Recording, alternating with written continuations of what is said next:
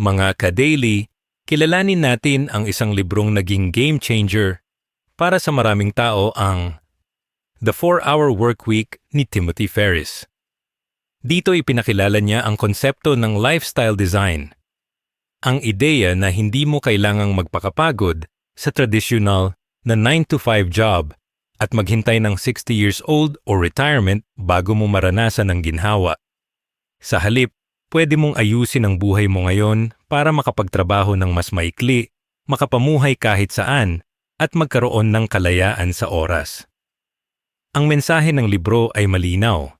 Hindi mo kailangang sundin ang lumang plano ng sakripisyo at paghihintay dahil may paraan para maging new rich habang bata ka pa. Tara, simulan na natin. Aral number 1. Palitan ang trabaho is equal to buhay mindset.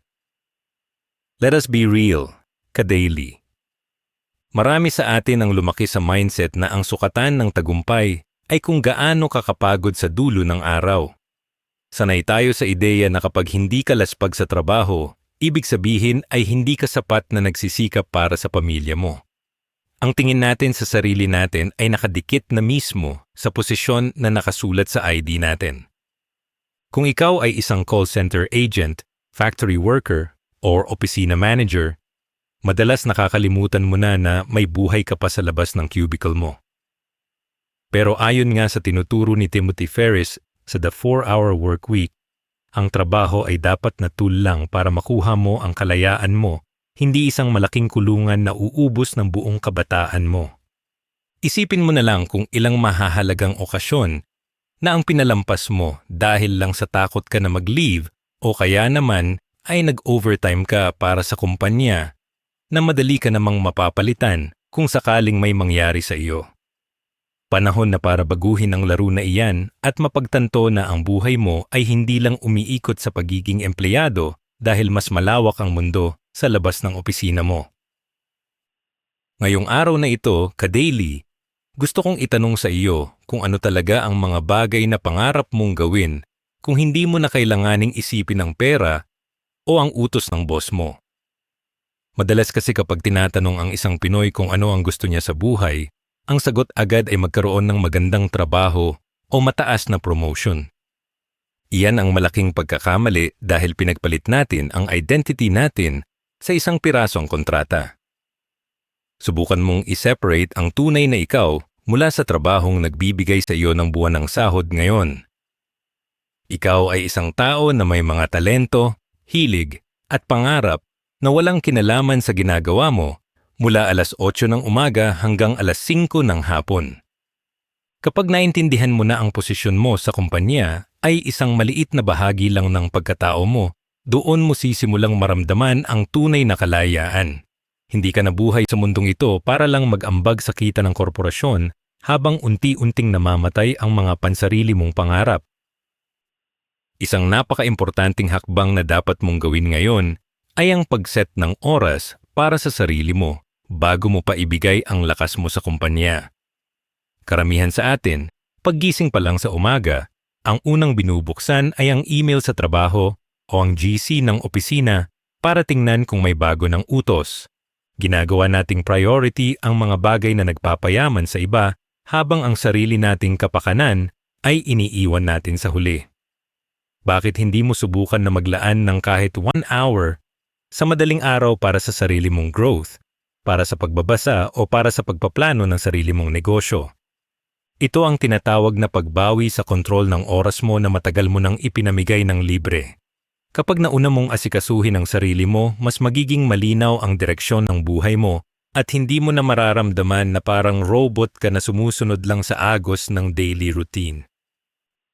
Magtatag ka rin ng mga tinatawag na non-negotiable boundaries na hinding-hindi mo papayagang masira ng kahit na sinong boss o kliyente. Ibig sabihin nito, ka-daily, kapag labas mo na sa pinto ng opisina o kapag natapos na ang shift mo, stop na ang pagiging empleyado mo. Oras na yan para sa pamilya mo, para sa kalusugan mo, at para sa sapat na pahinga na karapat-dapat mo namang makuha araw-araw. Huwag mong gawing habit ang pagsagot sa mga tawag o text tungkol sa trabaho tuwing weekend o tuwing gabi habang kasalo mo ang mga mahal mo sa buhay sa hapagkainan. Kung palagi kang magiging available kahit lampas na sa oras, pinapakita mo lang sa kanila na okay lang sa iyo na tapakan ang personal mong buhay. Isipin mo ang kalusugan mo na unti-unting bumabagsak dahil sa stress at puyat, habang ang kumpanya mo naman ay patuloy lang ang operasyon kahit wala ka roon. Sa huli, kailangan mong itanim sa isip mo ang matinding practice na ang trabaho ay isang tool lang na ginagamit mo para punduhan ang ideal lifestyle mo. Hindi ito ang kabuuan ng iyong mundo at lalong hindi ito isang habambuhay na parusa na kailangan mong tiisin ng walang reklamo. Kapag nakita mo ang trabaho bilang isang kasangkapan, mawawala ang takot mo na gumawa ng mga desisyon na pabor sa sarili mong kapakanan at kalayaan. Huwag mong hayaan na ang pinakamagagandang taon ng buhay mo ay maging sakripisyo lang para sa pangarap ng ibang tao. Simulan mo nang baguhin ang pananaw mo ngayon para unti-unti mo nang mabuksan ang pinto ng kulungan na ikaw mismo ang gumawa para sa sarili mo. Tandaan mo, ka-daily, na ikaw ang direktor ng sarili mong buhay at ang trabaho mo ay isa lamang sa mga background characters na pwede mong i-adjust anumang oras mo gustuhin. Aral number 2. I-automate ang maliit na gawain. Suriin natin ang takbo ng araw mo ngayon, ka-daily, at tingnan kung gaano karaming oras ang kinakain ng mga simpleng bagay. Isipin mo na lang kung ilang oras ang nauubos mo sa pagpila sa bangko para magbayad ng kuryente, tubig, o internet bawat buwan. Idagdag mo pa ang stress kapag nakalimutan mo ang due date at bigla ka na lang naputulan ng serbisyo sa gitna ng abalang araw. Ayon sa filosofiya ni Timothy Ferriss, ang mga ganitong paulit-ulit na gawain ay parang mga maliliit na linta na dahan-dahang sumisipsip sa energy at focus mo. Kaya naman ang unang hakbang sa modernong pamumuhay ay ang paggamit ng digital tools para sa iyong bills, savings, at reminders.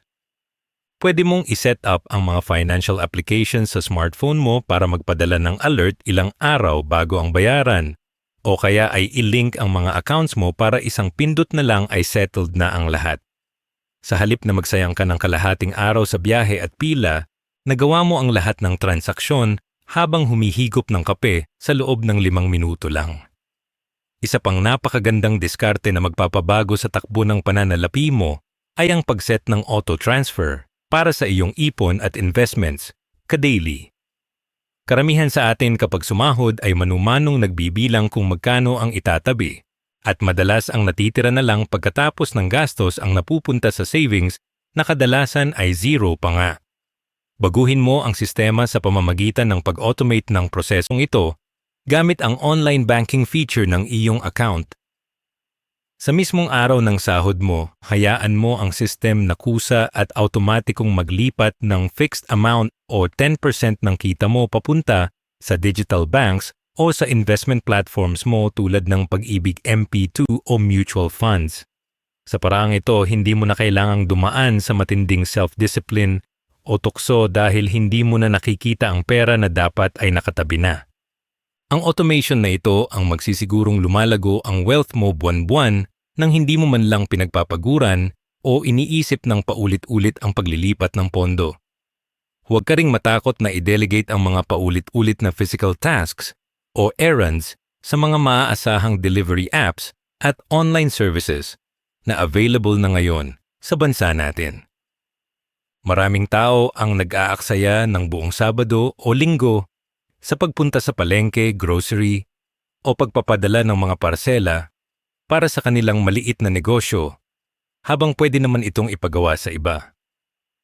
Isipin mo kung ang isang oras mo sa trabaho o sa negosyo ay nagkakahalaga ng 500 pesos, bakit ka mag-aaksaya ng 3 oras sa traffic para lang sa errand na pwede mong bayaran ng 100 pesos sa isang rider? Sa pamamagitan ng matalinong pag-outsource sa mga delivery services, binibili mo pabalik ang pinakamahalagang asset mo na walang iba kundi ang sarili mong oras. Ang oras na matitipid mo rito ay pwede mong gamitin para makasama ang pamilya mo, makapagpahinga ng maayos, o kaya ay makaisip ng mga bagong ideya na magpapasok sa iyo ng mas malaking kita. Para naman sa mga ka-daily natin na nagtatrabaho sa harap ng computer o sa isang corporate setup, malaking kaluwagan ang pag-create ng mga templates para sa mga emails at reports na paulit-ulit mong ginagawa. Kung napapansin mo na halos pare-pareho lang naman ang tanong ng mga kliyente mo o ang format ng lingguhang ulat na hinihingi ng boss mo, huwag mo nang simulan sa simula bawat beses. Gumawa ka ng master file kung saan nakasulat na ang mga standard responses, tamang salita, at format na babaguhin mo na lang ang pangalan at petsa kapag ipapadala mo na. Sa pamamagitan ng simpleng copy and paste na diskarte na ito, ang trabaho na karaniwang umuubos ng 1 oras ay kaya mo nang tapusin sa loob ng 3 minuto.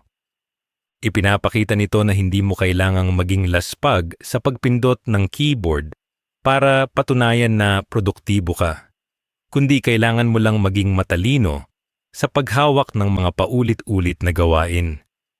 Sa huli, kailangan mong i-maximize ang lakas ng artificial intelligence tools para sa iyong content creation o pang-araw-araw na trabaho upang mas lalo pang mapabilis ang iyong produksyon.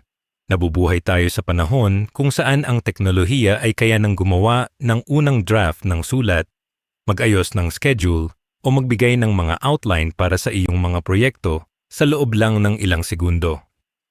Huwag mong tingnan ang teknolohiya bilang kalaban, kundi bilang isang napakahusay na assistant na walang sahod at hindi napapagod na handang tumulong sa iyo 24/7. Kapag natutunan mo kung paano gamitin ang mga makabagong platform na ito, mapapansin mo na ang output mo bilang isang individual ay katumbas na ng gawa ng isang buong team. Dito mo na mararanasan ang totoong kahulugan ng leverage kung saan maliit na effort lang ang ibinibigay mo, pero dambuhala at dekalidad na resulta ang nakukuha mo araw-araw. Aral number 3, piliin ang trabaho na may leverage. Suriin natin ang sitwasyon ng marami sa atin ngayon, ka-daily, kung saan kayod kalabaw tayo araw-araw, pero parang hindi naman umuunlad ang buhay natin. Ang dahilan ay simple lang. Karamihan sa atin ay nakatali sa trabaho na walang leverage, kung saan ang kita mo ay direct na nakadepende sa bawat oras na ibinibigay mo. Ibig sabihin, kapag hindi ka pumasok ng isang araw, automatic na wala ka ring sweldo dahil sinusunod mo ang lumang patakaran na time is equal to money.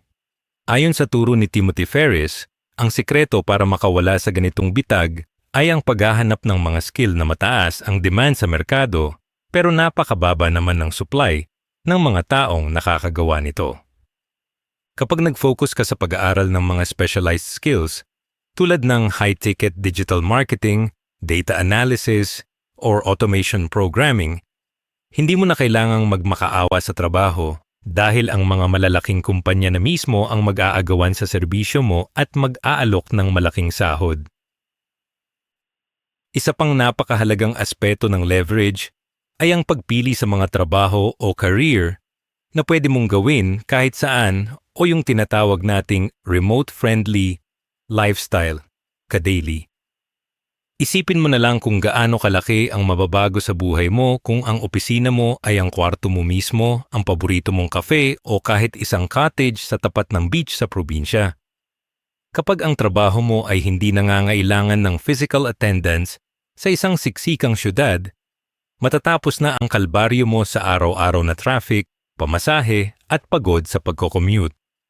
Binibigyan ka nito ng pagkakataon na hawakan ang sarili mong oras habang nagtatrabaho para sa mga foreign clients na nagpapasahod gamit ang dolyar o mas mataas na currency habang ikaw naman ay gumagastos gamit ang local currency sa Pilipinas. Ito ang tunay na diskarte ng mga modernong manggagawa na hindi nagpapaalipin sa lokasyon ng kanilang kumpanya para lang mabuhay ng marangya. Kailangan mo ring matutunan, ka-daily, na pumili ng mga proyekto o gawain na may tinatawag na multiplier effect, kung saan ang isang beses na effort mo ay paulit-ulit na nagbibigay ng resulta sa mahabang panahon.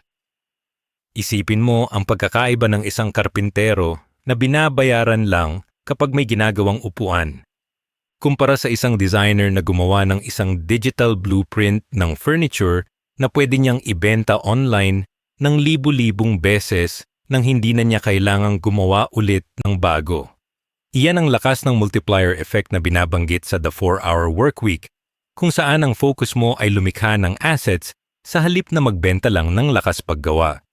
Kapag naglagay ka ng effort sa paggawa ng digital products, online courses, o pagsusulat ng software, nagpapatakbo ka ng isang sistema na patuloy na gumagana at kumikita para sa iyo kahit natutulog ka o nagbabakasyon kasama ang pamilya mo. Kasabay nito, dapat mong maging habit ang umiwas sa mga tinatawag na busy work na nakakaubos ng oras pero wala namang direktang dagdag sa kita mo o sa growth ng career mo.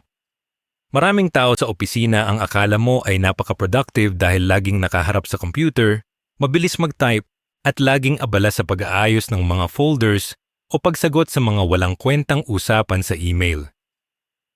Pero sa dulo ng buwan, mapapansin mo na stagnant pa rin ang sahod nila at wala silang naipasok na malaking impact sa kumpanya dahil nag-focus sila sa mga gawaing madali pero walang kwenta.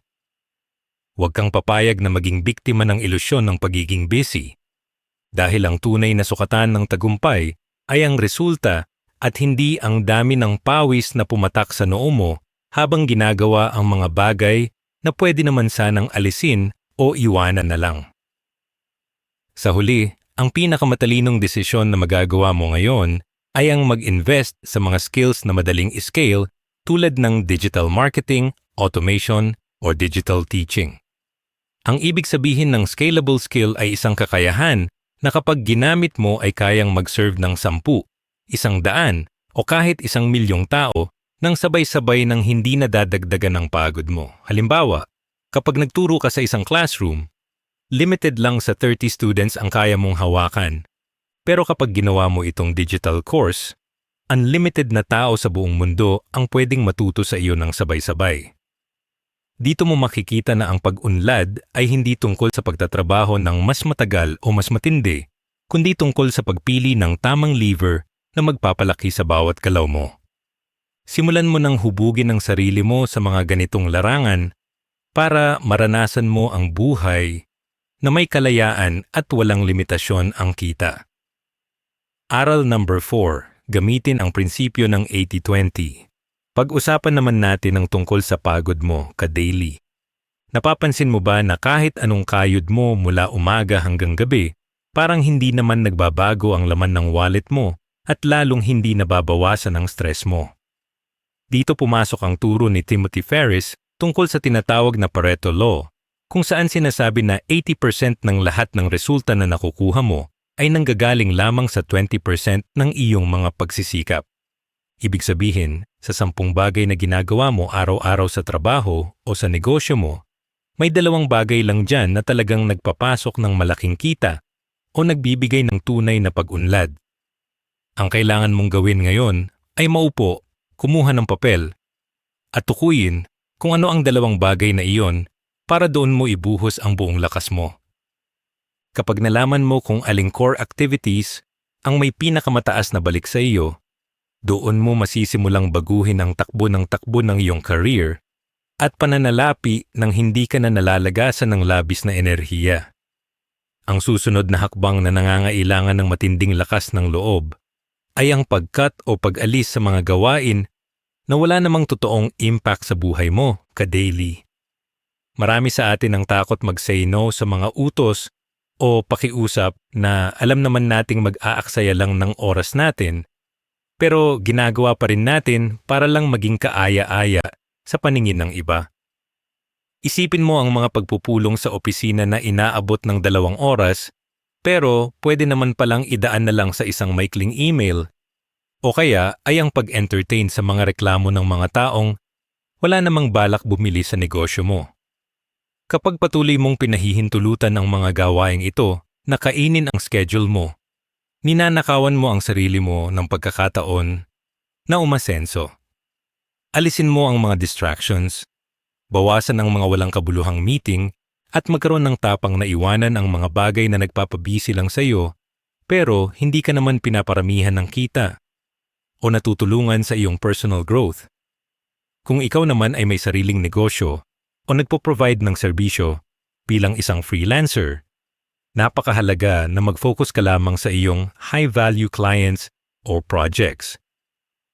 Madalas kasi may mga kliyente na nagbabayad ng napakaliit pero sila pa itong may pinakamaraming demand, reklamo, at nagbibigay sa iyo ng matinding sakit ng ulo araw-araw. Sila ang halimbawa ng 80% ng stress mo na nanggagaling lang sa maliit na bahagi ng kita mo. Ayon sa The 4-Hour Workweek, mas matalino na pakawalan mo na ang mga ganitong klase ng toxic na customer at ibuhos ang atensyon mo sa 20% ng mga kliyente na madaling kausap, nagbabayad ng tama, at rumerespeto sa oras mo. Sa pamamagitan ng pagpili kung sino lang ang seserbisyuhan mo, mas mapapaganda mo ang kalidad ng gawa mo at mas marami kang maaakit na mga tao na handang magbayad ng malaki para sa kakayahan mo. Para magawa mo ito ng maayos, simulan mo nang maging habit ang paggawa ng weekly audit ng iyong oras, ka-daily.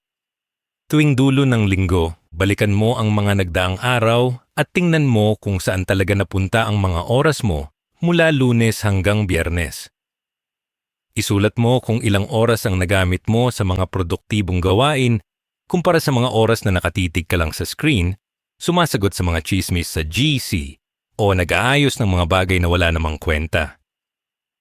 Ang audit na ito ang magsisilbing salamin para makita mo ang katotohanan kung bakit ka naiipit sa sitwasyon mo ngayon. Kapag nakita mo sa papel na halos buong linggo mo ay nakain ng mga walang kabuluhang bagay, magkakaroon ka ng awareness na baguhin ang routine mo sa susunod na linggo para mas maging direktang nakatutok ang bawat galaw mo sa tagumpay. Sa huli, kailangan mong i-prioritize ang mga tasks na may direct income o growth para sa iyong kinabukasan at kalayaan. Huwag mong hahayaan na matapos ang araw mo na puro administrative work o paglilinis lang ng inbox ang nagawa mo, habang ang paggawa ng benta, pag-aaral ng bagong skill, o pagpapalago ng investment ay hindi mo man lang nasimulan. Ang totoong produktibidad ay hindi nasusukat sa kung gaano karaming check ang nailagay mo sa to-do list mo, kundi sa kung gaano kalaki ang naitulong ng mga natapos mong gawain para mapalapit ka sa pangarap mong lifestyle. Sa pamamagitan ng paggamit ng prinsipyo ng 80-20, tinatanggal mo ang mga pabigat sa buhay mo at tinutitigan mo lang ang mga bagay na tunay na magpapalaya sa iyo. Kaya simulan mo na ngayong araw, piliin mo ang 20% na mahalaga at panoorin mo kung paano magbabago ang takbo ng iyong mundo, ka-daily. Aral number 5, magtrabaho kahit saan. Isipin mo ang pakiramdam ka-daily na hindi mo na kailangang makipagsiksikan sa bus o tren tuwing madaling araw para lang makarating sa isang gusali sa gitna ng magulong syudad. Sa makabagong mundo ngayon, hindi mo na kailangang makulong sa isang cubicle para lang patunayan na ikaw ay nagtatrabaho at kumikita ng pera para sa pamilya mo. Ang kailangan mo lang ay ang iyong laptop at isang stable internet connection na magsisilbi mong portable office kahit nasaan ka mang sulok ng Pilipinas o ng mundo. Ayon sa konsepto ng location independence ni Timothy Ferriss, ang kalayaan ay hindi lang nasusukat sa laki ng perang nasa bangko mo, kundi sa kakayahan mo na piliin kung saan mo gustong imulat ang mga mata mo bawat umaga. Kapag hawak mo ang iyong kagamitan, ang buong mundo ay nagiging palaruan mo kung saan pwede mong pagsabayin ang pag-asenso at ang pag-enjoy sa kagandahan ng buhay.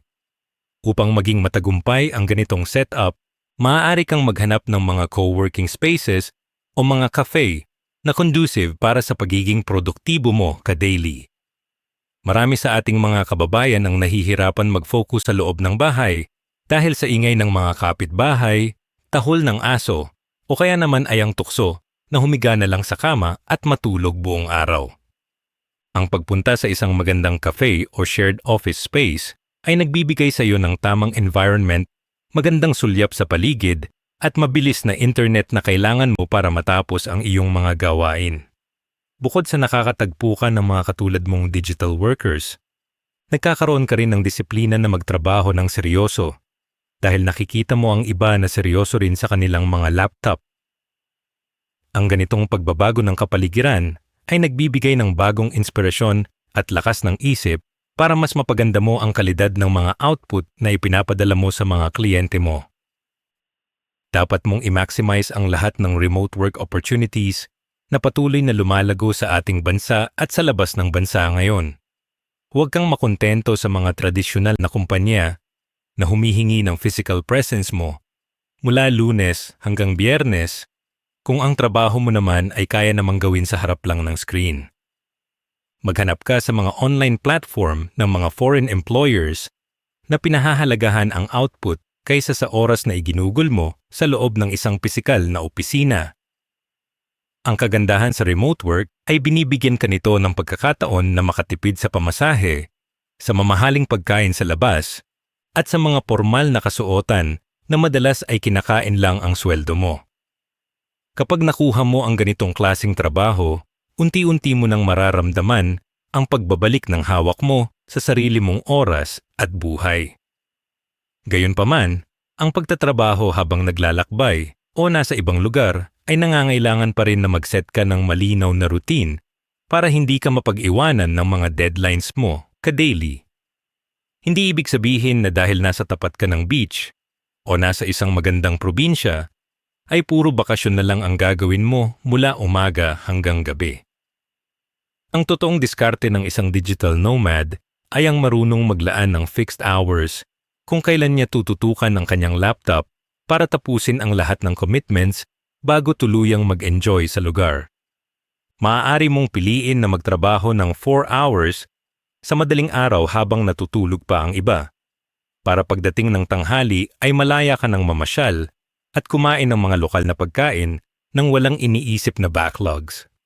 Ang balanseng ito ang magsisigurong patuloy na pumapasok ang kita mo habang nagagawa mo ang mga bagay na nagpapasaya sa puso mo. Sa huli, ang pinakamalaking hamon na kailangan mong mapagtagumpayan ay ang pag-practice ng tinatawag na location independence mindset sa iyong araw-araw na desisyon. Kailangan mong alisin ang lumang paniniwala na ang tagumpay ay nangangailangan ng permanenteng tirahan malapit sa mga naglalakihang corporate towers sa Metro Manila. Kapag nasira mo ang ganitong kaisipan, makikita mo na mas masarap mabuhay sa mga lugar na mas mababa ang cost of living, mas sariwa ang hangin, at mas malapit sa kalikasan nang hindi nababawasan ang halaga ng kita mo. Ang pagpili na magtrabaho kahit saan ay hindi lang isang trend o uso, kundi ito ay isang sadyang pagpili na huwag ipagpalit ang kalayaan mo para lang sa isang malamig na upuan sa loob ng isang gusali. Simulan mo nang ihanda ang sarili mo sa ganitong pamumuhay dahil ito ang magdadala sa iyo sa buhay na walang limitasyon ang hangganan, ka-daily. Aral number 6. Palitan ang retirement mentality. Tingnan natin ang karaniwang pangarap ng isang Pilipino, ka-daily.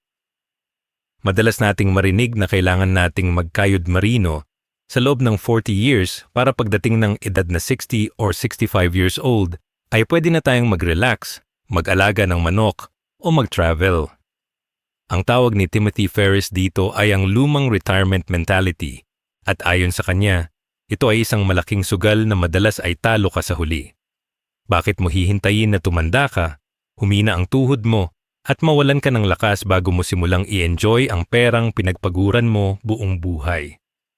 Walang garantiya ang bukas, kaya napakalaking pagkakamali na isakripisyo ang pinakamagandang taon ng iyong kabataan para lang sa isang reward na makukuha mo kung kailan ubanin ka na.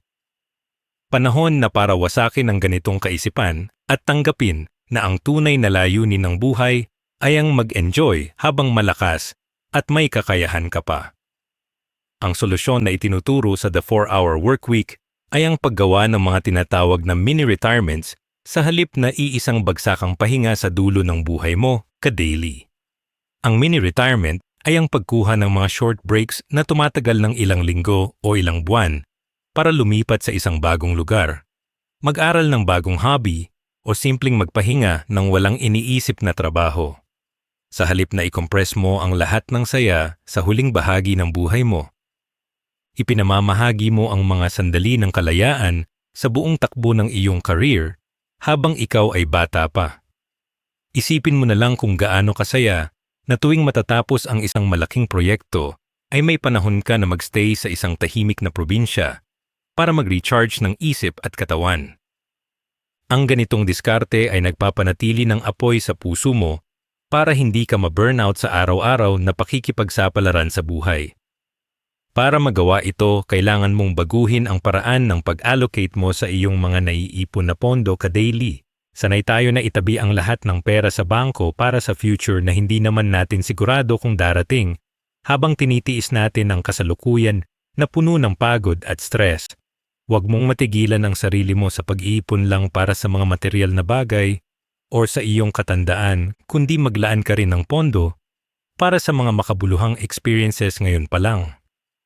Ang mga alaala na mabubuo mo sa paglalakbay, pag-aaral ng mga bagong kultura, o paggugol ng oras kasama ang mga mahal mo sa buhay ay may mas mataas na value kaysa sa anumang halaga ng pera. Ang perang ginastos mo para sa sarili mong kaligayahan at kapayapaan ng isip habang ikaw ay malakas pa ay ang pinakamagandang investment na maaari mong ibigay sa iyong sarili. Kailangan mo ring mag-set ng mga taunang life goals na hiwalay at bukod sa iyong mga financial goals bawat taon. Madalas kapag gumagawa tayo ng plano para sa bagong taon, puro laki ng ipon, bagong kotse, o taas ng sweldo ang sinusulat natin sa papel. Subukan mo namang ilagay sa listahan mo kung anong bansa ang gusto mong bisitahin, anong bagong sport ang gusto mong subukan, o anong libro ang gusto mong tapusin nang walang distraction. Kapag binigyan mo ng pansin ang paglago ng iyong pagkatao at karanasan, mapapansin mo na mas nagiging makulay ang buhay mo at hindi ka na lang parang makina na nagbibilang ng kita. Ang tagumpay ay hindi lang nasusukat sa dami ng zero sa bank account mo, kundi sa dami ng kwento na kaya mong ikwento na may ngiti sa iyong mga labi. Sa huli, ang pinakamahalagang aral dito ay ang pag-practice ng tamang balance ng trabaho at enjoyment ngayon pa lang, hindi bukas at lalong hindi sa susunod na dekada. Huwag mong sabihin sa sarili mo na magiging masaya ka lang kapag naging milyonaryo ka na o kapag nakabili ka na ng sarili mong bahay. Ang kaligayahan ay isang desisyon na pinipili mo araw-araw habang ikaw ay patungo sa iyong mga pangarap. Simulan mo nang baguhin ang takbo ng iyong schedule para magkaroon ng espasyo ang mga bagay na nagpapatibok ng puso mo. Tandaan mo ka-daily na ang oras ay ang pinakamahalagang asset na meron tayo at ang pag-aaksaya nito para lang sa isang malayong retirement ay ang pinakamalaking lugi na pwede mong maranasan sa buhay mo. Aral number 7. I-outsource ang stress. Dumako naman tayo sa isa sa pinakamalaking sikreto ng mga taong malaya ang buhay, ka-daily. Napapansin mo ba na habang lumalaki ang negosyo mo o habang tumataas ang posisyon mo sa trabaho, lalong sumasakit ang ulo mo dahil sa mga maliliit na detalye? Dito pumasok ang konsepto ng outsourcing na binibigyang diin ni Timothy Ferriss sa The 4-Hour Workweek bilang pangunahing tool para sa kalayaan. Ang ideya rito ay simple lang. Mag-hire ka ng isang virtual assistant o isang tao na gagawa ng mga administrative tasks na umuubos ng oras mo bawat araw. Isipin mo ang mga gawaing tulad ng pag-aayos ng schedule, pagsagot sa mga basic na email ng mga kliyente, o pagre-research ng mga bagay na pwede naman sanang gawin ng iba. Kapag ipinamigay mo ang mga gawaing ito sa isang assistant, hindi ka nag-aaksaya ng pera, kundi bumibili ka ng sarili mong kalayaan at kapayapaan ng isip. Maaari mo ring simulan ang paggamit ng mga makabagong delivery services at digital agencies para sa iyong mga araw-araw na errands ka-daily. Marami sa ating mga kababayan ang nagpapakapagod sa pagpila sa mga sangay ng gobyerno, pagbili ng mga supply para sa opisina, o pagpapakain at pag-aasikaso ng mga logistics ng kanilang maliit na business. Sa halip na ikaw mismo ang bumiyahe sa ilalim ng mainit na araw at makipagsapalaran sa traffic, gamitin mo ang lakas ng mga on-demand riders at couriers para gawin ito para sa iyo. Ang bayad sa kanila ay napakaliit kumpara sa halaga ng oras mo na pwede mo sanang ginamit para makapag-isip ng mga malalaking diskarte kung paano pa mapapalago ang kita mo. Sa pamamagitan ng pag-outsource sa pisikal na stress, pinoprotektahan mo ang iyong kalusugan at enerhiya para sa mga bagay na mas may mataas na kabuluhan. Huwag ka ring matakot na mag-delegate sa iyong pamilya o sa iyong maliit na team ng mga simpleng gawain na kaya naman nilang panagutan. Kadalasan kasi ang mentalidad ng isang tipikal na Pinoy ay ang pagiging martir kung saan gusto natin na tayo ang gumawa ng lahat dahil sa takot na baka hindi maging perpekto ang resulta kung ipapagawa sa iba. Ito ang malaking bitag na nagpapanatili sa iyo na maging laspag at walang oras para sa sarili mo. Kausapin mo ang mga tao sa paligid mo, bigyan mo sila ng malinaw na instruction at hayaan mo silang tumulong sa mga pang-araw-araw na operasyon ng bahay o ng negosyo mo. Sa paraang ito, hindi mo lang nababawasan ang sarili mong pasanin, kundi tinutulungan mo rin ang mga tao sa paligid mo na matuto at magkaroon ng sarili nilang responsibilidad sa buhay. Kasabay nito, kailangan mong i-avoid o tuluyang alisin ang habit ng micromanagement at matutong magtiwala sa proseso ka-daily. Kung pagkatapos mong ibigay ang isang trabaho sa assistant mo, ay babantayan mo pa rin ang bawat galaw ng kamay niya o bawat minutong lumilipas, nagdodoble lang ang stress mo sa halip na mabawasan ito.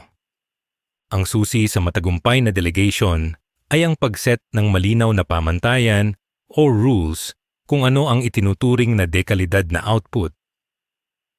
At pagkatapos ay hayaan mo na silang gumawa sa sarili nilang paraan. Tanggapin mo na sa simula ay maaaring magkaroon ng mga kaunting pagkakamali, pero bahagi iyan ng learning curve na dapat nilang daanan. Kapag binitawan mo ang kontrol sa mga maliliit na bagay, doon mo lang mararanasan ang tunay na ginhawa ng pagkakaroon ng isang sistemang tumatakbo nang wala ang pisikal mong presensya. Sa huli, ang layunin ng pag-outsource sa lahat ng stress na ito ay para magkaroon ka ng sapat na espasyo na mag-focus sa creative at strategic work na ikaw lang ang nakakagawa. Ikaw ang utak ng iyong buhay at ng iyong career, kaya hindi ka dapat nagpapakapagod sa pagiging tagalinis ng inbox o tagasulat ng mga resibo. Ang oras mo ay dapat na nakalaan sa paggawa ng mga desisyon na magpapalaki sa kita mo sa pagbuo ng mga bagong konsepto at sa paghahanap ng mga bagong oportunidad para sa iyong financial growth. Kapag natutunan mo ang sining ng pagpapasa ng trabaho sa iba, mapapansin mo na mas nagiging masaya ka sa ginagawa mo at mas mabilis mong maaabot ang ideal lifestyle na matagal mo nang pinapangarap.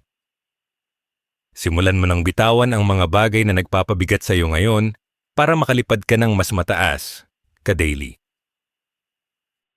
Aral number 8. Mag-experiment sa income streams. Suriin natin ang pinakamalaking takot ng isang karaniwang empleyado, ka-daily. Iyon ay ang ideya na kapag nawalan ka ng trabaho ngayon, automatic na tigil din ang pasok ng pagkain sa mesa ng pamilya mo kinabukasan. Ang tawag dyan ay ang panganib ng pagkakaroon ng iisang source ng kita, kung saan nakasalalay ang buong kapalaran mo sa desisyon ng isang kumpanya. Ayon sa filosofiya ni Timothy Ferris, ang mga taong may hawak ng kanilang kalayaan ay hindi umaasa sa isang sweldo lang, kundi patuloy na nag-e-experiment sa iba't ibang income streams na digital. Pwede kang magsimula ng isang side hustle sa internet tulad ng paggawa ng mga content sa YouTube, pagpasok sa freelancing gamit ang mga specialized skills mo, o kaya ay ang pagtatayo ng isang e-commerce shop. Ang kagandahan sa digital na mundo ay hindi mo kailangang iwanan ang kasalukuyan mong trabaho para lang magsimula dahil pwede mo itong gawin tuwing gabi o weekends gamit lang ang iyong computer. Isang napakahalagang hakbang para sa iyong financial growth ay ang pag-invest sa mga passive income streams na patuloy na gumagana kahit natutulog ka ka-daily. Kasama rito ang paglalagay ng bahagi ng iyong kita sa stock market, sa mga rental properties, o sa paggawa ng mga digital products tulad ng e-books at online templates na isang beses mo lang gagawin pero pwede mong ibenta ng paulit-ulit sa libu-libong tao. Isipin mo na lang ang sarap sa pakiramdam na habang namamasyal ka kasama ang pamilya mo ay nakakatanggap ka ng mga notification sa phone mo na may pumasok na benta o dibidendo. Ito ang tunay na kahulugan ng pagpapatakbo ng pera para sa iyo, sa halip na ikaw ang habambuhay na tumatakbo para lang sa isang pirasong papel.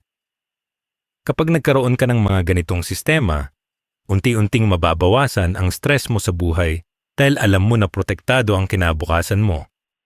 Kapag may naisip ka namang bagong business idea, ang gintong patakaran na itinuturo sa The 4-Hour Workweek ay ang itest ito ng maliit muna bago mo ibuhos ang malaking puhunan.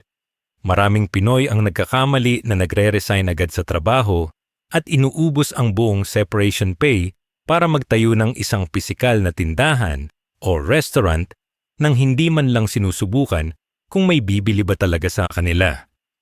Ang modernong diskarte ay ang mag-experiment muna gamit ang mga murang paraan tulad ng paggawa ng isang simpleng Facebook page o pagpapatakbo ng maliit na online advertisement para makita kung may interes ang mga tao.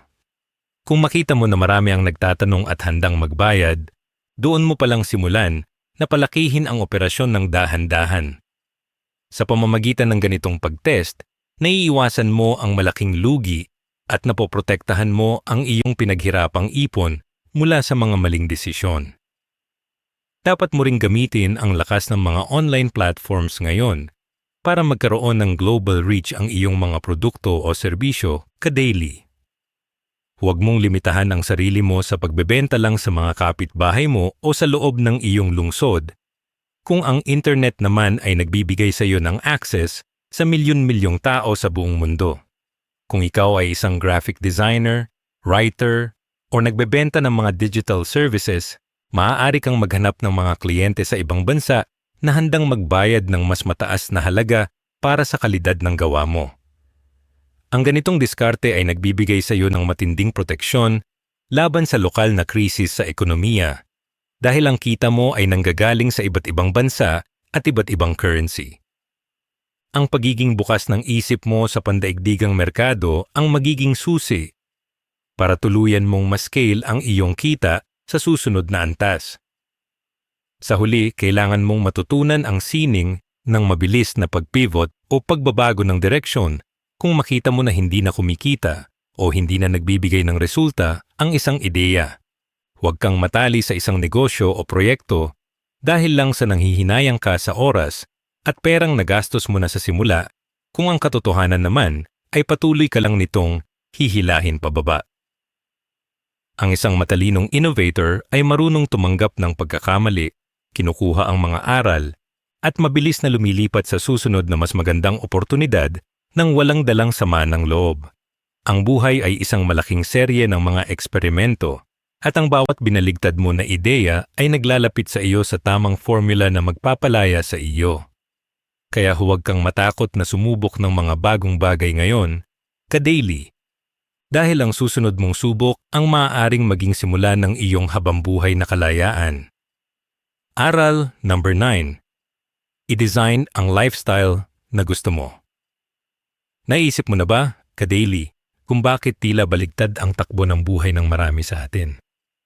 Karaniwan na nating ginagawa na tinatanggap muna natin ang isang trabaho at pagkatapos ay pilit nating pinagkakasya ang ating buhay, pamilya at mga pangarap sa kung ano na lang ang matitirang oras at sweldo sa dulo ng buwan. Ang tawag ni Timothy Ferriss dito ay ang malaking pagkakamali ng pamumuhay ng walang disenyo. Ang tamang diskarte para sa tunay na kalayaan ay ang magsimula sa paggawa ng isang malinaw na vision board ng iyong ideal life, kung saan nakasulat ang mga detalye kung paano mo gustong gumising, saan mo gustong tumira, at anong mga karanasan ang gusto mong maranasan. Huwag mong limitahan ang sarili mo sa kung ano lang ang tingin mong kaya mo ngayon, kundi magkaroon ka ng tapang na ilarawan ang pinakamagandang bersyon ng buhay mo dahil ang pagbuo ng pangarap ang unang hakbang para ito ay maging totoo. Pagkatapos mong mailabas ang malaking larawan, tukuyin mo naman ang daily routine na talaga namang magpapasaya at magpapagaan sa araw mo ka-daily. Isipin mo ang isang perpektong araw kung saan hindi ka nagmamadali dahil sa takot na mahuli sa attendance, may sapat kang oras para mag-exercise, makakakain ng masustansyang almusal kasama ang mga mahal mo sa buhay, at makapagtrabaho sa mga proyektong may tunay na halaga sa iyo. Ang pagkakaroon ng malinaw na daily routine ay nagbibigay sa iyo ng kapangyarihan na kontrolin ang bawat oras na lumilipas sa halip na maging biktima ka lang ng mga emergency ng ibang tao. Kapag alam mo kung paano mo gustong patakbuhin ang bawat araw mo, mas madali mong matatanggihan ang mga alok o trabaho na hindi naman tugma sa kapayapaan na hinahanap mo para sa sarili mong katawan at isip.